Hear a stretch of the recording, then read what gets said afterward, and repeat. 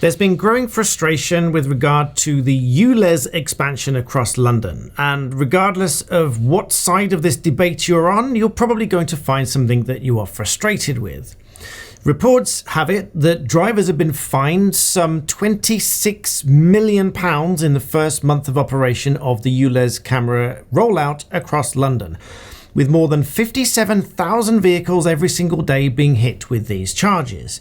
Now, despite that, there's a positive attribute to this news story that suggests that 45% of the most polluting vehicles have been reduced across Greater London, according to Transport for London. This now means that around 95% on average of vehicles now comply with the emission rules, which is roughly 77,000 fewer non-compliant petrol and diesel vehicles from being driven throughout London every single day. So this is a reduction from around 170,000 to around 93,000. But as I said, regardless of which side of this debate you're on, you're probably going to find something that you'll be frustrated with. For example, if I were to suggest to you that European drivers may eventually escape these fines, does that sound fair to you? Well, perhaps not, but many people that have debated Brexit over the years will have something to answer for this little snippet of the story. You see, a huge argument with Belgium has erupted through the Transport Ministry in Brussels, ordering an investigation into alleged data breaches by the collection agency that is used by Transport for London to obtain those details. So let's walk through this a little bit, shall we? Let's say we get a driver from Belgium driving around in London with a non-compliant car, driving through the ULEZ zone, in which everybody else who is from London and their cars registered in the UK will have to pay under the ULEZ scheme for their non-compliant vehicle.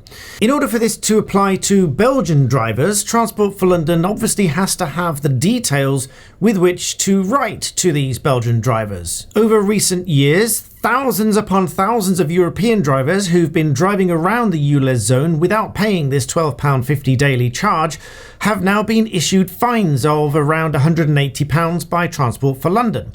But the way that it's done this is to go through Euro Parking Collection, which is an agency that collects the information of these Belgian drivers so that they can then identify those drivers and send along those fines to be collected. However, the argument is that when the UK left the European Union with Brexit, these agencies apparently lost that right to access the personal data of EU citizens for non-criminal offences. In other words, things like the ULEZ charges and fines thereof. The complaint raised by Belgium through the Transport Ministry has said that these companies have continued to collect this information and Transport for London has continued to send along these fines. Now, whilst Transport for London has said that it has not issued any fines to Belgian drivers since March 2023, after Belgium's driver registration body was blocked from sharing information with the EPC, the collection agency, or with Transport for London.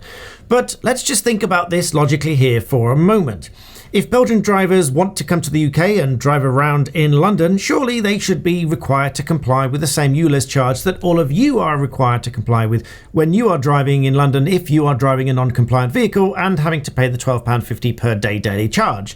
And if you don't pay that charge, then going on to have to pay the fine. So on the one hand, it might well be a valid legal argument that these agencies are, since Brexit, no longer able to access the data of these drivers. But on the other hand, are they really suggesting that these drivers should be let off the hook through a legal technicality when they've clearly broken the law in London and one way or another will be escaping these fines that you or I, if you or I were driving a non-compliant vehicle in London, would have to pay, either by way of the daily charge or by way of the fines if we didn't pay those daily charges. So as I said, regardless of what side of this debate you fall on, you'll probably find something to be frustrated with. Either that this scheme has levied £26 million or so in fees in the first month, or perhaps that there are still thousands of non-compliant vehicles driving around in London, or perhaps that European drivers, if this investigation proceeds predictably, to conclude that there's been a data breach and they'll not do it again. And therefore, Transport for London is probably going to have no clear way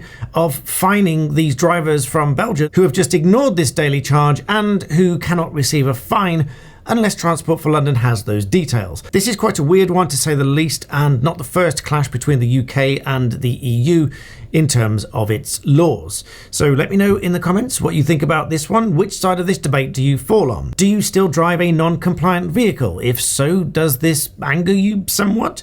I suspect it probably would. But either way, let me know in the comments what you think, and maybe check out one of these videos to watch next. But in the meantime, thank you for watching.